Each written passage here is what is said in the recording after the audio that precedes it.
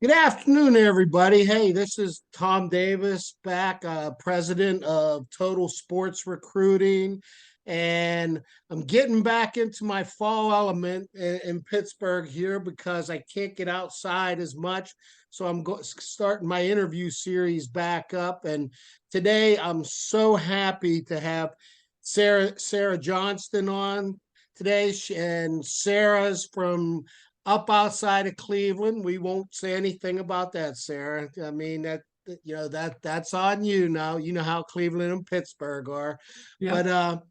Sarah runs and is one of the best people. I've enjoyed talking to her, so I thought I'd bring her on and let her have a show. We're going to talk about mindset in athletics today and how important it is and the things that she works with athletes on. And believe me, I'm going to be learning along with you. So I hope that it's very informative. And right now, here you go, Sarah. Take it away. I just want you to basically introduce yourself and give a little background. Okay. Well, thank you so much for having me. And I will start with a little intro. I grew up playing tennis, volleyball, and softball. And I ended up playing college tennis and coaching college tennis. And I was also a health and wellness professor at a D3 level when I was had coaching the women's tennis team there. And then I had a big family who all play travel sports. And throughout my career of playing tennis, and coaching my own kids through all their different travel sports, I noticed, well, I definitely had a lot of ups and downs with self-confidence during my college career. And I had great sports parents and I had great coaches. So it wasn't necessarily that things were going wrong in that area. It was just, something that I went through. And I noticed a lot of the kids that I coached in college athletics and my own kids had trouble with too. And it seemed like many times their level of play depended a lot on their level of confidence, their focus, their motivation, lots of times with pressure, and there was a huge need for stress relief. So I took a deep dive and became a credentialed performance coach for athletes and started my own business, Sarah Jane Mindset Coaching. And it has been such a great experience working with athletes and watching the transformation that we see working on those topics. So let's kind of start, if it's okay with you, let's kind of start with confidence. Sure. So many people say when I ask them and when I'm working with them, we start by talking about what's going on when you're playing really well. Give me an example of something where maybe you were playing in the zone. How were you feeling? How were you thinking? What were you thinking about? And a lot of times they say, I was just playing. I wasn't thinking about anything. So I picture this stick figure kind of with a clear cloud where your brain goes. Okay. And then we kind of get into what is happening when you're not playing well. And there's a million different reasons and a million different scenarios where athletes don't play well. And so we kind of break down I call it a thinking train, because the philosophy that I teach is thoughts create feelings, feelings create actions, actions create results. So essentially you get to kind of create the experience that you're having while you're playing your sport. But many of us feel like those thoughts and feelings are happening to us. So when we look at what's not going well, we look at what thought is jumping into that clear cloud that's making it all murky. Sure. And, some of the top things that I have found that come up for athletes, fear of being judged. It might be by coaches, parents, or other players, might be on their team, might be from the other team. Fear of failure, obviously. Fear of uncertainty. A lot of kids are physically worried that they might get, let's say, hit by a baseball when they're in the batter's box. So when a thought jumps into that clear cloud, I call it like the rev or the stir. and we kind of latch on to that thought, and then it becomes bigger and bigger and bigger. And most of the time, that athlete is not fully aware that that is causing their body to physically respond to what they're spending so much time thinking about with their brain. Sure. So I say we live in the feeling of our thinking. And that's really why we first tackle what we're spending thinking time on. So when it comes, I have one quick question in there. okay. I wanted to see, and we could tie this in a little bit. So you're out and you're looking at an athlete, the same as I am, and I know that you go to all of your athletes' events and watch them and everything like that. Can you straight up tell by body language what kind of mindset and everything that everyone's in? Yes, absolutely. You know, we a lot of times feel when it comes to confidence that we have to go do X, Y, Z. And yes, confidence is a muscle that we have to practice. But I teach that, a lot of kids feel like they're broken, there's something wrong with them. And I teach, come from a place of thinking confidently first and take action from there, because number one, your worth is not on the table to discuss considering the results in your sport. So once we kind of talk about you're going to be worthy no matter what results you have in your sports, let's trust our skills and think confidently now so that we can take action from a place of confidence.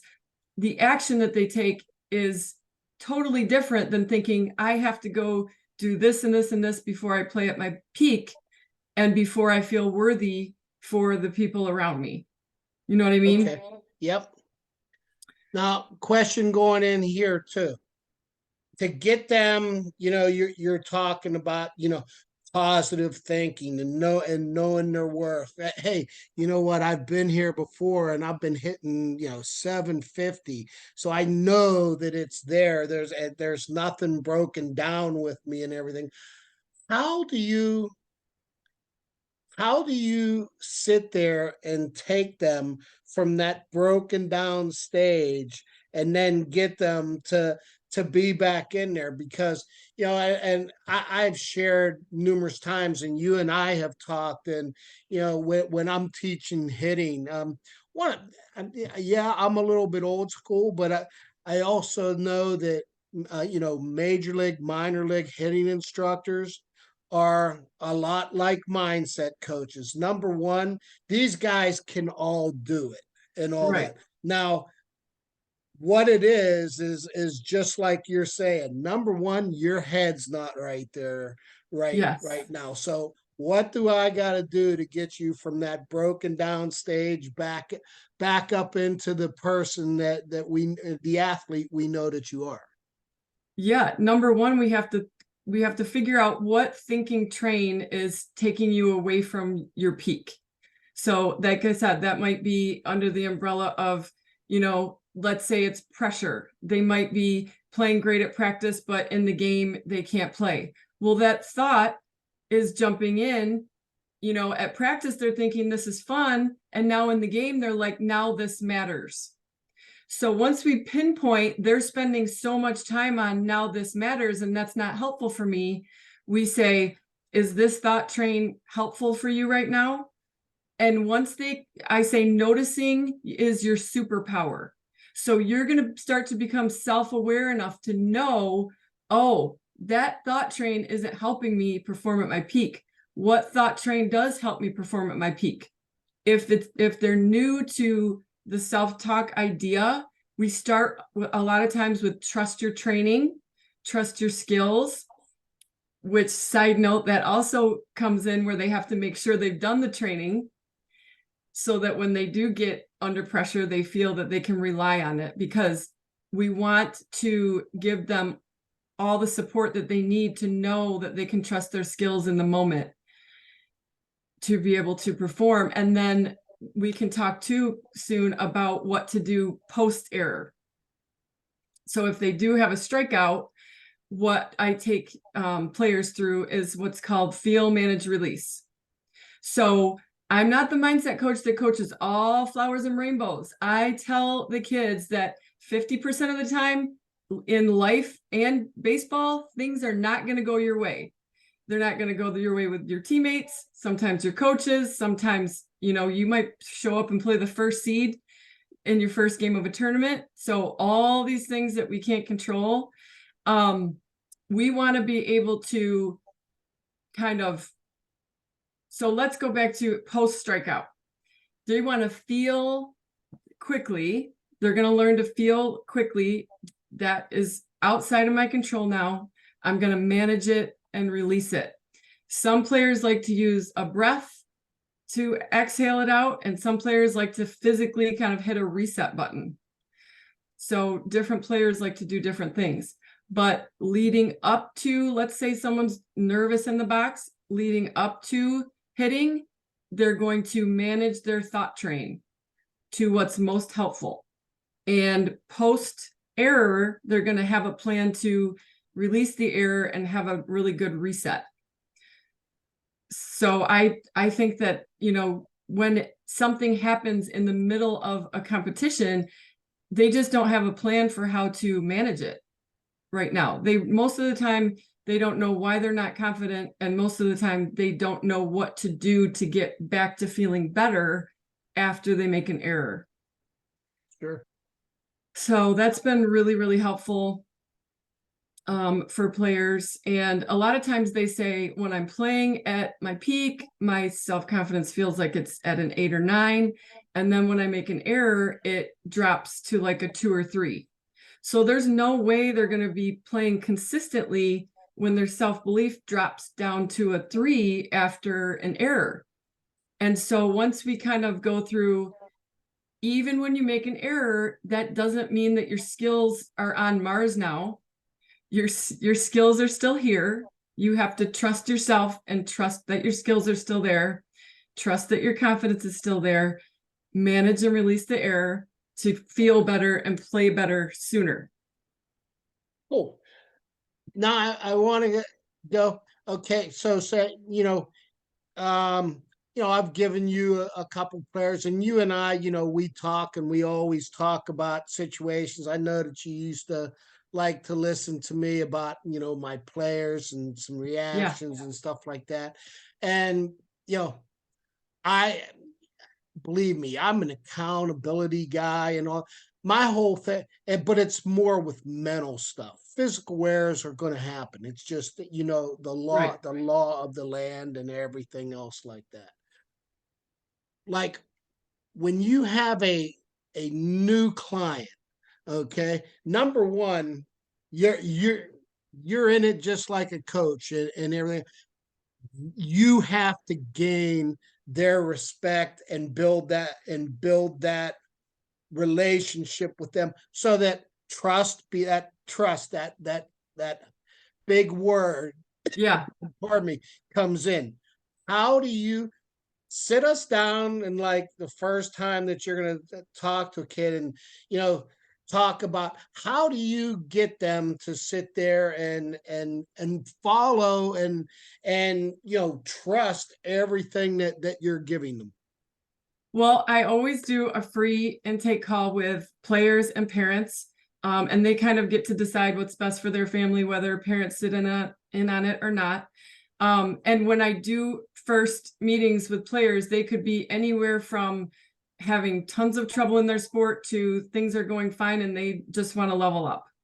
Sure. So what I do is I say, talk to me about what is going on when you're playing really well. And we talk through that. And then I say, talk to me about what is going on when you're not playing well. And that gives me a ton of insight, and it helps me kind of break things down in those different areas that we talked about. And I have them rate themselves from 1 to 10. How does your self-confidence feel right now on the field, 1 to 10? And so right off the bat, 1 being needs work and 10 being great. If they give me a 3, we probably know exactly where to start. Okay. And 90% of the time, we do start with confidence. But it might be my confidence is fine, I just lose focus. So they might rate we kind of rate all 5 of the categories. confidence, focus, motivation, pressure, and the need for stress relief, 1 to 10. So I make every meeting custom for that particular player, because everybody's different. Everybody has different things that come up that are affecting them negatively. So Sure. I mean, I hear. One thing that I could say, and like you were talking about, playing well and everything. Yeah, and I played at a high level, but I mean, almost everywhere that I was, I mean, one of my things I never had a confidence problem. yeah, Okay. It was, I mean, and not to say that I'm cocky or anything, but I knew I was good and knew that I could play. right. And my whole thing is, I mean, I just wanted to sit there and go out and show you. So, I mean, it was pretty good. And you talked about when you're playing good and okay, what are you thinking about and all that. I can honestly tell you, Sarah, when I was playing good. Now I remember stuff from back in little league, and I'm 59 years old, That's and all awesome. that. But I will tell you what, I couldn't tell you.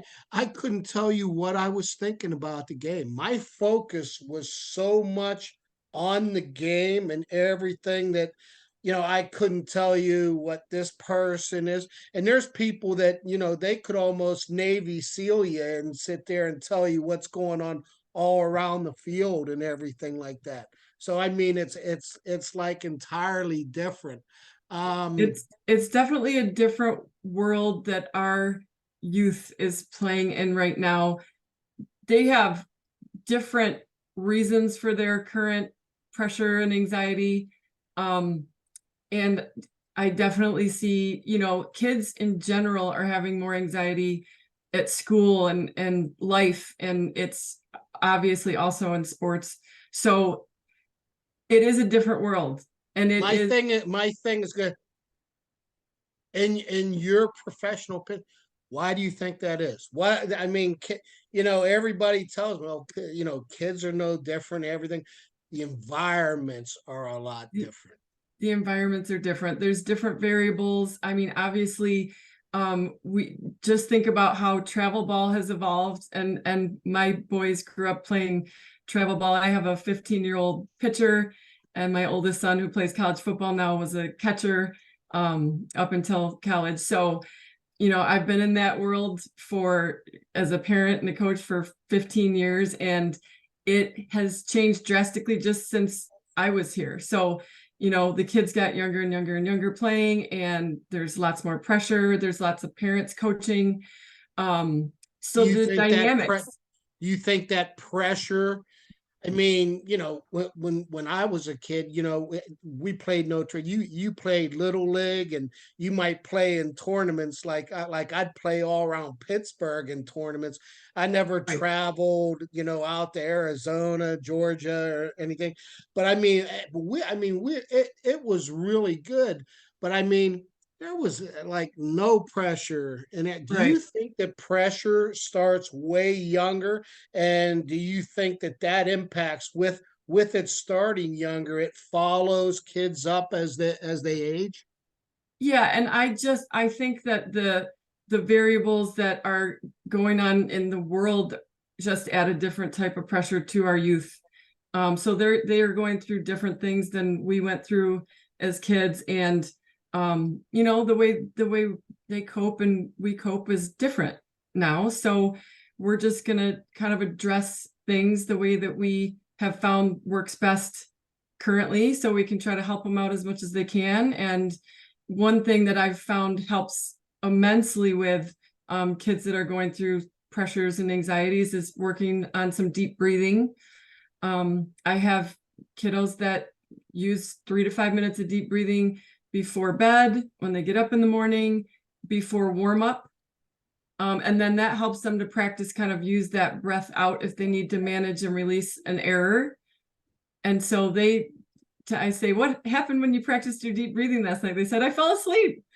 And so it's not only helping for sports, but it's also helping just kind of general anxiety for school and tests and relationships and jobs, and the things that we're working on are really helpful beyond their sport too. So that's awesome. Yeah, I mean, and I really like that concept that you brought up of deep breathing. I mean, for me, I mean, and I've coached football, baseball, softball, a lot of things.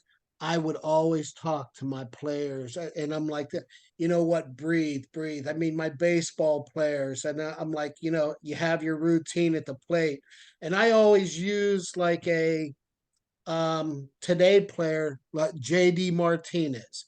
Okay. JD Martinez, after every pitch, takes a step back. First thing he does is deep breath. Yes. In that deep breath, he says, I sit there and think about that pitch. Did I recognize it? Everything. He goes, process it, let it, and with the breath going out, I let it out and I'm relaxed for what I'm focusing on doing with my approach on the next pitch. My pitchers, I'm like, you see some of them and they're just so hectic and everything on the mound. I'm like, slow down, Yeah. everything. And I always teach them before you go to pit, before you wind up, deep Yep. breath, relax the body, boom, let's It, go, it and everything relaxes. like that.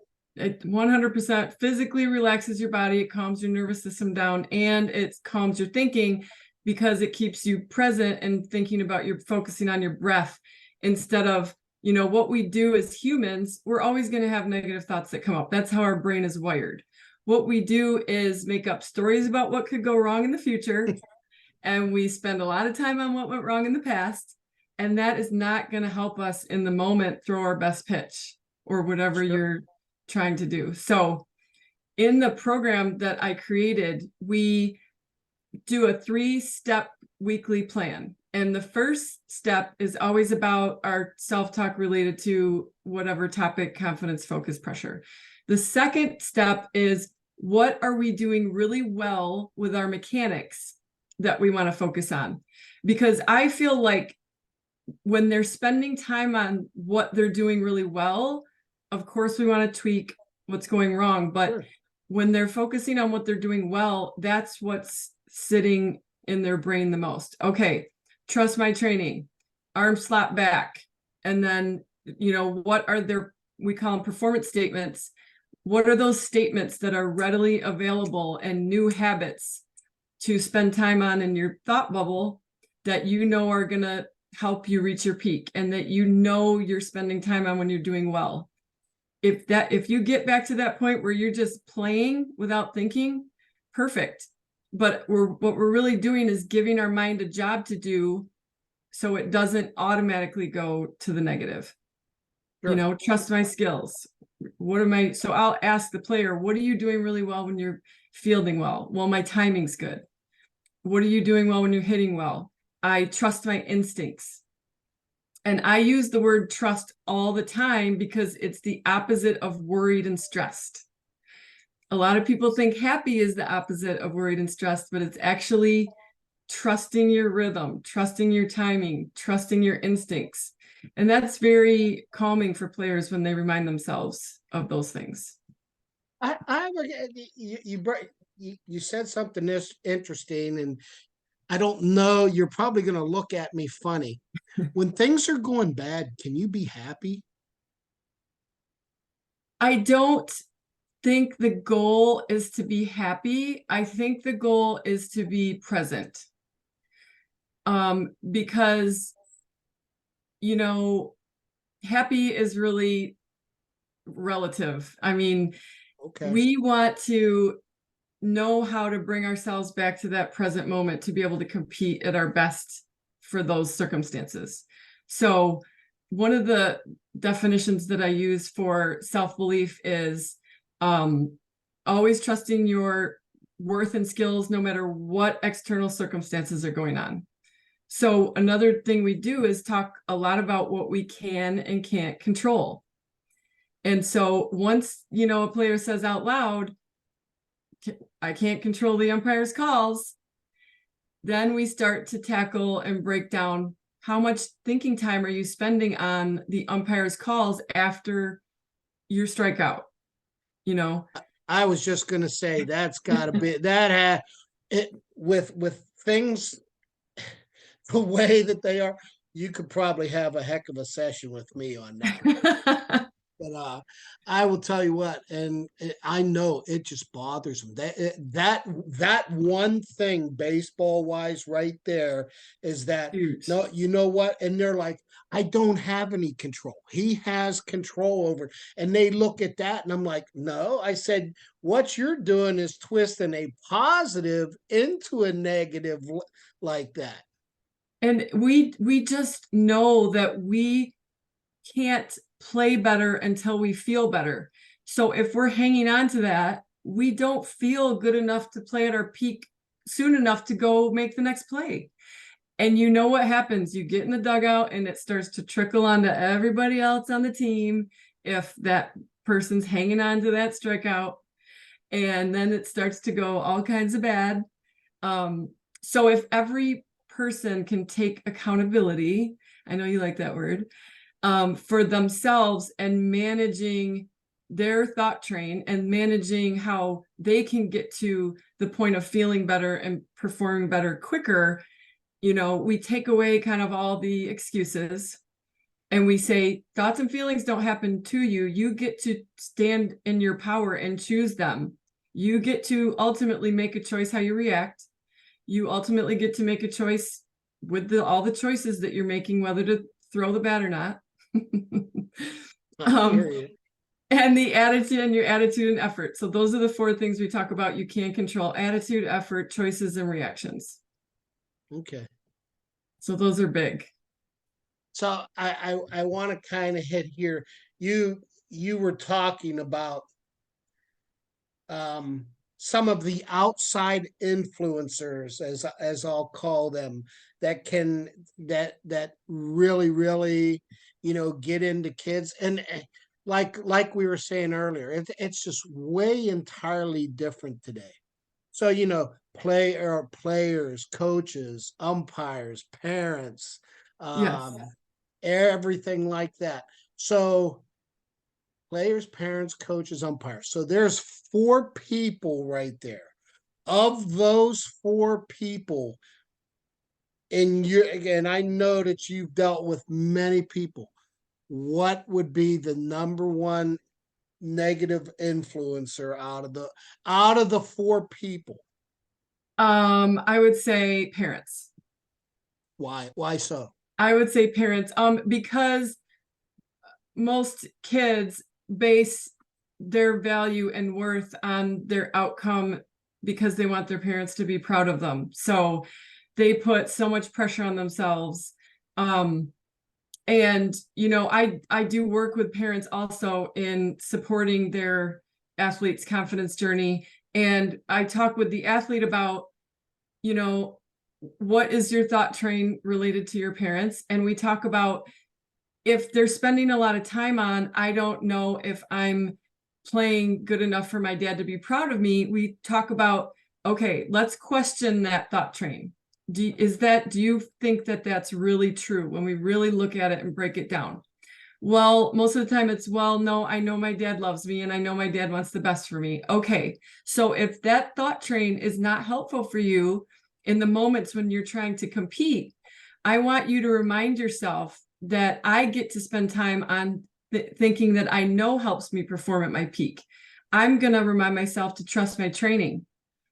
I'm going to remind myself that my worth is always here, no matter what. So we're steering it back toward what we know is helpful. And let's talk coaches for a minute. I ask, what's your coach's job? And they'll say, well, my coach's job is to teach me the skills that I'm supposed to be practicing and performing. I sometimes lead them with that answer, but your coach's job is to give you the skills that you need to perform. And if, all coaches have a different personality, all coaches are living in their own separate realities of how they were coached growing up.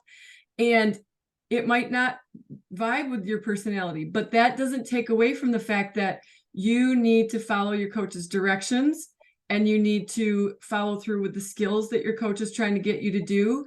And if they happen to be saying something that is hurting your feelings by the presentation of the way they're saying it, I want you to remind yourself, remember, your worth is not on the table for discussion.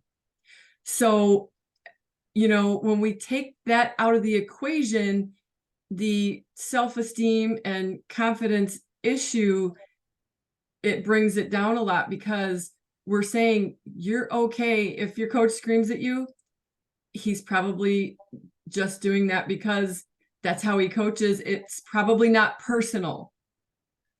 You know what I mean? So we kind of really continue separating your worth when you're thinking about judging yourself, your worth when you're thinking about your parents. And I have a ton of players that have their parents as coaches, which is double whammy. Oh, yeah.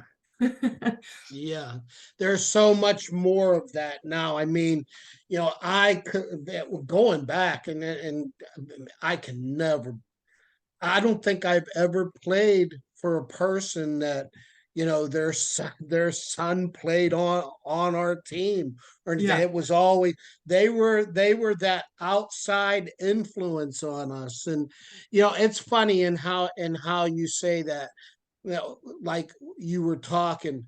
I think one thing with coaches right now that really stresses kids out, and I think it's probably one of my better things with communicating, because, and me, believe me, I can go off the handle, and I'll be like, hey, what the heck were you Yeah. thinking, and everything like that. Within 20 to 30 seconds, I have my arm around that kid, and I'm like, okay, now we know exactly what was going on. You know something, kiddo? I love Yeah. you. Let's not make that mistake again. And so the Exactly. kid, I mean, it's so funny. Like the newer groups of kids coming up, the older ones will always be like this. And I always add, probably like the third or fourth practice. Okay, what did the group say? And they're like, whatever Coach D said, if he's yelling at you, he loves you, and whatever you do, don't take it personal. And I'm Yes. like, no, I said, you know what? It's not a personal attack on anything. It's just it's a thing. I mean, I'm a highly passionate guy. That's how I communicate. But I Right. also know, and I've been around and have enough experience that I'm not going to leave you in that element. Okay. I've told you now, my whole thing is let's break you back up into that positive. Hey man, you're Exactly. you're a great player. Go out there and make me a play in the field. Exactly. And you're so good at I break it down like 80% connection, 20% correction. And from what we've talked about when we talked, you're so good at that. And you have that trust with your players and you've built that rapport. So, when you do have that connection, they do take the intense moments a lot better because you have a good relationship.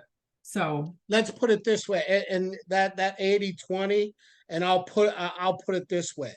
I'm 80% smiles on their face, yes, 20% of eye to eye, and like yes, that. And that's a good thing. I think that so many coaches right now forget, and they just think, yeah, I've had my say and my way, and I'm going to leave it like that. I mean, you're right. leaving somebody out there.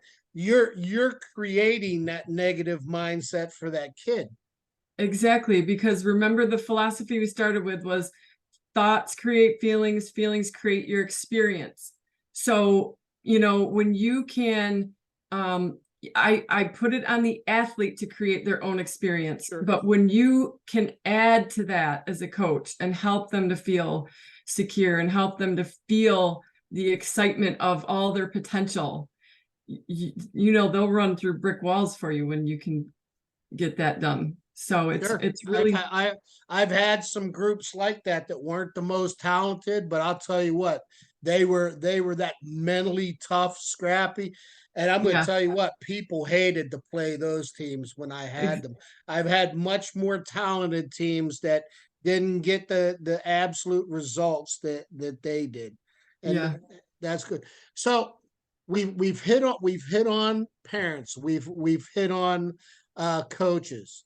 And I Mm, think this other one, more so even than umpires, we talked about them a little. We'll keep them up. I think that this is one is really important. Your peers and your peers. what they say, what they think. Huge, huge, because, we all have that inherent fear of being judged. That's one of the main fears. So, what I talk to kids about is that number one, people are not judging you as much as you think they are. So I tell them, when you're walking down the hallway at school and you think they're looking at your outfit, they're probably thinking, what do you think about their outfit? So we try to take some pressure off that way. And then we also tackle that thinking bubble. What specifically, what thought is causing you to feel like other people might be judging you? And they might say, I just, want people to think that my level is up to par.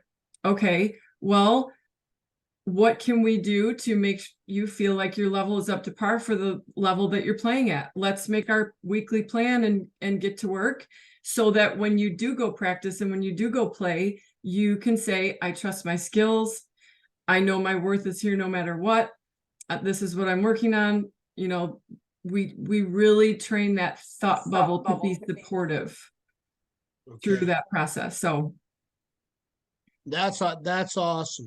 So I know that you deal with a wide variety. Um, Before I get into this last part, though, I just want to go back to the parent stuff a little bit. When you're dealing with the parent, I mean, are they at time or and are they at times harder to get through that to them than the kids are?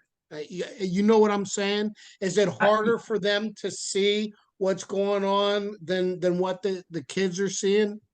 sometimes I would say, 70% of the parents I work with are open to suggestions. And so when I am working with parents that they're kind of having trouble seeing it, we try small little things to tackle at once. Like, a lot of times when there's a problem, let's say they're striking out a lot, the more we talk about it as parents, the more the child feels like there's something broken and wrong. So Sure. we do little kind of challenges, like, let's just see if we, number one, let the athlete come to us to talk about it. And this is for parents that are kind of willing to try something different. Sure. See if the athlete, and it's hard when you're used to talking about it every day and after every practice, every game. Just pause before you try to fix it and see if you can wait until they come and talk to you about it. And just generally, kind of, when it comes to talking about it, backing off a little bit. Because it does, over time, people say, we say the same thing to them that sometimes that you say. Why do they listen to you? Because I'm neutral. So it feels more safe sometimes. And I always encourage parents, and I've had a lot of repaired relationships with coaches Sure. and players and parents and players, where they actually get to go and enjoy the games more now, and they get to enjoy the relationship with their son or daughter. So it has been really helpful. And in the beginning, they could not see themselves trying these things, and then they'll tell me they can't believe how much it changed the dynamic of how they interact with each other. So I had a parent coach for years. I have a performance coach. I have a parent coach. I have a business coach. And I'm a firm believer that, like, somebody out there has done this before. We don't always have to reinvent the wheel. But my parent coaches I trained with for years on how to train sports parents, and it's unbelievable how much it helps. So Okay. I want to get into uh one last thing here with you. I mean, you've given us some great info, man. I'm going to tell thank you you. what, you have my head spinning a little bit there, so that makes me feel good. So you deal with such a wide variety. I mean, what are the young?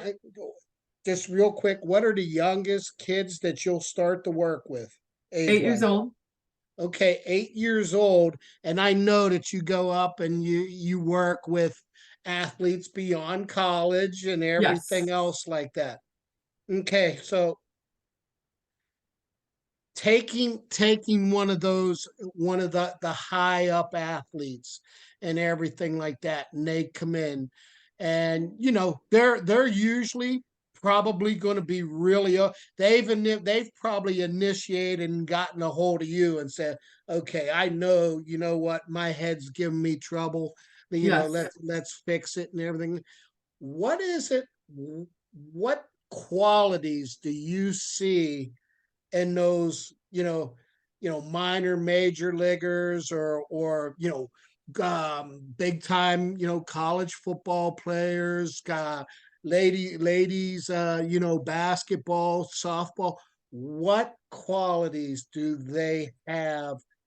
uh, and I think that the process, they learn it really much quicker and they're much more open. So I mean, I think you can see where I'm leading with this. What can you tell me, difference wise, from people that have gone up there? Because they've had the confidence and the skill set to get there. Now it's just, okay, something's just a little bit off. Now let me talk to Sarah and fix it. Yeah, I mean, they know it's cool because it's becoming like a regular part of practice now. And at that level, the reason they get it so quick is because they know it's going to give them the edge. And 100%, it is really a matter of calming down the overthinking. Because when we slow our thinking down, you can see your next best move really easily. But like I said, if that cloud is filled up with all kinds of thoughts that aren't helpful, it's like trying to land a plane when it's in a nosedive. It's like no amount of screaming, just be confident, is going to help you land that plane in that moment. They have to calm that thinking down. What's the one thing that you've heard as many times as me? That great quote: "The great players slow the game down." Down, and they stay present, and they're able to trust their skills. I love that. Okay. I will tell you what, I think that this has been outstanding. I've enjoyed it. As always, we won't get on here and talk about our upcoming tennis match, because Okay. I sort of think that Sarah will run me around the court. I'm too old and knees are too bad. But I've enjoyed talking to you. Any parents, players, I will tell you what, all you have to do is contact me, and I'm going to share Sarah's information. This young lady can help you, and I have probably three guys that Sarah and two others that I will have, that I send people to across the nation and recommend. And I will tell you what, I enjoy listening to her, picking her brain, and all that. She's helped me. I mean, there's times that I've thought that I know it all, and okay, she kind of gets my mindset set right. I slow it down, Sarah, Slow it down. Yep. and yeah, it sort of makes more sense. So I appreciate it, and I'm Yeah. sure that I'll talk to you. And thank you for taking the time to come on and give some information. Sure. And hopefully, we'll get back on here soon and maybe go a different avenue with it, with Yeah. everything. Sounds good. Thank you so much for having me. I appreciate it, Sarah. Okay. See ya.